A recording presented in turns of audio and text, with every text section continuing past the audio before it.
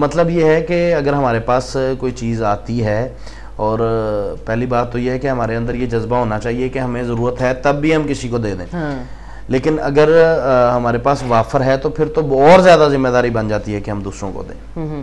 کیونکہ جس قدر مہنگائی ہمارے ہاں چل رہی ہے، میں یہ کل پرسوں بات کر رہی تھی کہ جو حالات مہنگائی کے ہیں اور ہوتے جا رہے ہیں، مجھے لگتا ہے کہ خدا نہ کرے کہ اس طرح سے ہو، لیکن مجھے لگتا ہے کہ آئندہ آنے والے 2-3 سالوں میں پاکستان میں 2 طبقات ہوں گے، غریب اور امیر تر بھی ختم ہو جائیں گے اور مڈل کلاس تو کہیں غائب ہو جائے گی جو مہنگائی کا ہے. تو اب ابھی بھی خدا کا شکر ہے ہمارے گھروں میں جو ہے وہ کھانے کی بھرمار ہوگی، آج کے دن سارا کچھ ہے، تو مل بانٹ کے کھائیں. بالکل ایک نعمت، جیسے کہ پکوان ہوتے ہیں کہ وہ حلوہ پوری اور دوسرے وہ روایتی ہوتے ہیں، سال میں اسی دن پہ عروج پہ ہوتے ہیں، تو سبھی کا دل کر رہا ہوگا ان کو ٹیسٹ کرنے کا، تو سب کے ساتھ شیئر کر لیں. بالکل ایسے ہی. لیکن ہم کیا کرتے ہیں، میں نے یہ گھروں میں دیکھا ہے کہ ہم پہلے اس کو رکھیں گے 2 دن، جب پرانا ہو جائے گا تو کسی کو دیں گے. بالکل ایسے. اور یہ مجھے نہیں لگتا کہ جب دیکھیں وہ قربانی کا جذبہ جب نہیں ہوگا نا، بات تو یہ ہے کہ ضرورت ہو آپ کو نیڈ ہو، آپ نہ رکھیں، آپ کہیں نہیں یہ میرے کسی بھائی کو. دیکھیں نا اسلام تو سکھاتا ہے، کیا تھا کہ ایک کو پانی دیا، اس نے کہا نہیں مجھے نہیں ضرورت، پہلے دوسرے کو دے دو، تیسرے، آگے چلتے چلتے بالآخر سارے شہید ہو گئے. تو اسلامی روایات تو ایسی ہیں.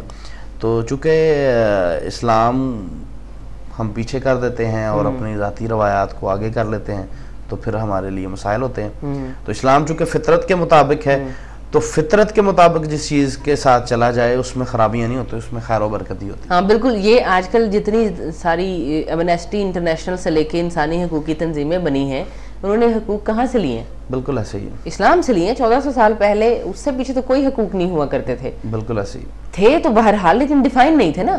جیسے نبی پہلے آئے، ان کے اوپر شریعتیں، حضرت موسیٰ کی اگر ان کے جو 10 کمانڈمنٹس ہیں، 10 احکامات جو تھے ان کے، وہ اگر پڑھے جائیں تو وہ بھی سارے معاشرتی ہیں. اور میں نے جب وہ پڑھا تو میں آئی واز سرپرائزڈ اور ہیپیلی سرپرائزڈ.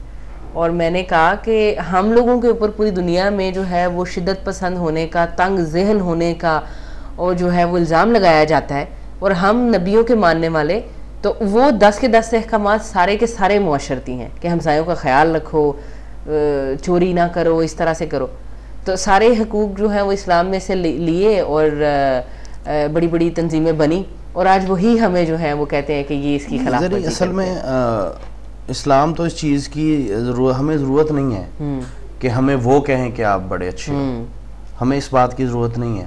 لیکن ہمیں ایسا ہونا چاہیے کہ وہ یہ بھی نہ کہہ سکے کہ ہم برے ہیں. دیکھیں بات سمپل سی ہے نا، اب کیا کریں، وہ یہ تو ہم یہاں پہ بیٹھ کے پہلے ہم یہی تو بات کر رہے ہیں کہ آپس میں تفرقہ نہ ہو، لیکن اتنے تفرقات کے باوجود بھی ہمارا قرآن دنیا کے کسی کونے میں بھی آپ چلے جائیں آپ کو وہی ملے گا. وہی ہے.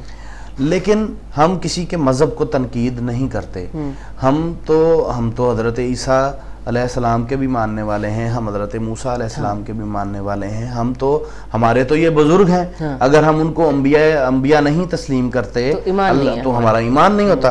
تو بات صرف یہ ہے کہ جب دوہرا معیار ہوگا نا، مطلب مثال ایسے ہے، ایک طرف آپ جانوروں کے حقوق رکھیں، دوسری طرف پوری دنیا کے اندر یہی مہذب قومیں جو کر رہی ہیں وہ آپ کے سامنے ہیں. مہذب قوموں میں جو ہے وہ بندروں کے تو حقوق ہیں، اور افریقہ میں اور تھرڈ ورلڈ میں، جس میں کہ ہم بھی خدا نخواستہ سیکنڈ ورلڈ میں اس کو کہوں گی، تھرڈ تو اس کو میں نہیں کہوں گی، لیکن ہزاروں بچے، لاکھوں بچے صرف غذا کی کمی سے مر رہے ہیں. بالکل. یہ مطلب آپ کے فلسطین میں کیا ہو رہا ہے، ٹھیک ہے، لبنان کے اندر کیا ہوا تھا، تو وہاں پہ بھی رہنے والوں کے کچھ حقوق تو ہوں گے، لیکن ان کو کوئی نہیں پوچھتا. تو ہمیں ضرورت اس چیز کی نہیں ہے کہ وہ ہمیں اچھا کہیں. دیکھیں صحابہ کرام ایک دفعہ ایک بادشاہ کے ساتھ مذاکرات کے لیے چلے گئے، تو دسترخوان لگا تھا، کھانا کھا رہے تھے، تو نوالا دسترخوان پہ گر گیا.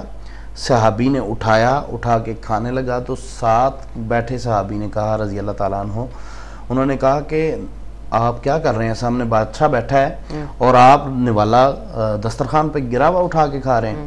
انہوں نے کہا کہ میرے سامنے اس بادشاہ کی کوئی حیثیت نہیں، مجھے دنیا کے بادشاہ نبی کریم صلی اللہ علیہ وسلم نے کہا ہے کہ جب نوالا زمین پہ گرے تو اس میں برکت ہوتی ہے، اس کو اٹھا کے کھا لو، تو میرے سامنے اس کی کوئی حیثیت نہیں ہے. تو مطلب یہ ہے کہ ہمیں دوسروں کو یہ نہیں بتانا کہ ہم خدا نخواستہ کوئی آدم خور قوم ہے، لیکن ہماری اپنی روایات ہیں، ہمارے اپنے اصول ہیں. اگر دنیا میں اسلام کو تنقید کا نشانہ بنایا جاتا ہے تو ان کی مرضی ہے. ہم جتنا چاہیں اچھا بن لیں، ہم نہیں بن سکتے. مطلب چونکہ ہم خارجہ پالیسی کو پہ تو بات نہیں کرتے، لیکن یہاں پہ ہوا نا، ہم نے اچھا بچہ بننے کی کوشش کی تو کیا نتیجہ نکلا؟ آج ہم اچھے بچے ہیں نہیں ہیں. تو دنیا میں مہذب قوم ہونے کے ساتھ غیرت مند قوم بھی ہونا بہت ضروری ہے. آپ کسی کے حقوق جو ہے وہ سلف نہ کریں، لیکن اپنے حقوق کا تحفظ بھی آپ اگر کرنا جانتے ہیں تو پھر ہی لوگ آپ کو مانیں گے، ادروائز کوئی نہیں مانیں گے. بالکل یہ ویسے ہی ہے جیسے آپس میں بھی ہم لوگ کرتے ہیں نا، میرا حق کدھر گیا لیکن میرا فرض بھی تو دیکھے نا. میں جو فرض ادا کروں گی وہ کسی کا حق ہوگا، کوئی اپنا فرض ادا کرے گا تو وہ میرا حق ہوگا. حقوق و فرائض ساتھ ساتھ چلتے رہتے ہیں. ایک رشین بہت بڑا سوشیولوجسٹ تھا، وہ کہا کرتا تھا کہ تمہاری چھڑی وہاں تک چل سکتی ہے جہاں تک میری ناک شروع ہوتی ہے، اس کے بعد پھر میری حد شروع ہو جاتی ہے. تو جب تک میرے حقوق کسی کو نقصان نہیں پہنچاتے وہ ٹھیک ہیں، جائز ہیں.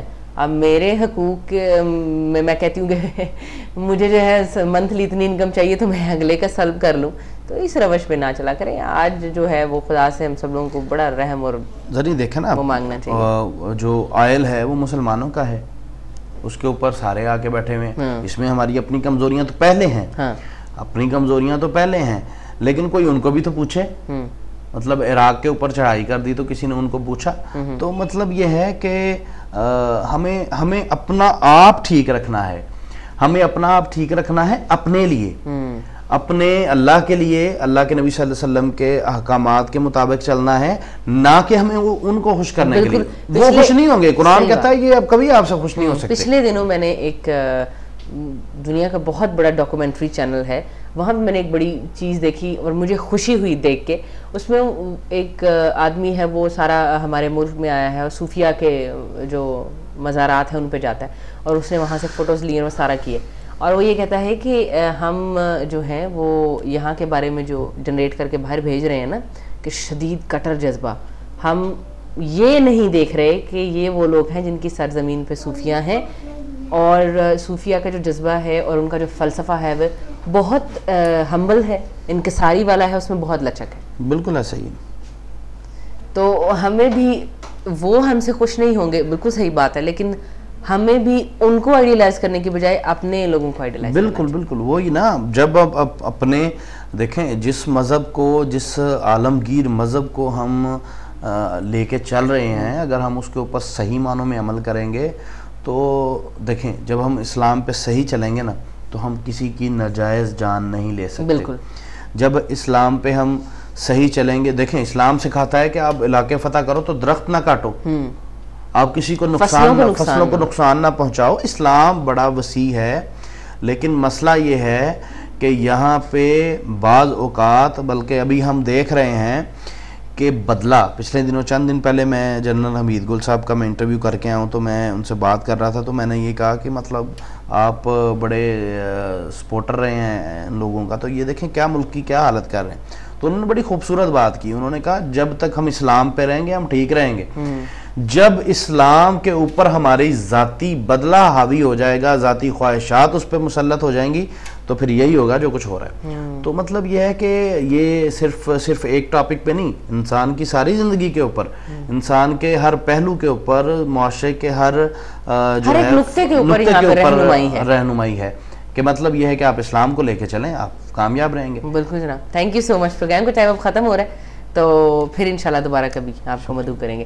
جاتے ہوئے میں صرف یہ کہوں گی کہ شب برات کے موقع پہ میں صرف اتنا کہنا چاہتی ہوں کہ اسلام جو ہے اللہ تعالیٰ کا جو دربار ہے، خدا کی جو ذات ہے، خدا کی جو رحمت ہے، وہ بے شمار لامحدود بہت وسیع ہے. اب اس کے اندر کوئی کس طرح سے آ رہا ہے، اس دنیا میں کوئی کس طرح سے رہتا ہے، یہ اس کا اپنا ذاتی ایک ہے، کیونکہ ارادے کا، نیت کا اختیار بے شک خدا نے ہمیں بخش دیا ہے.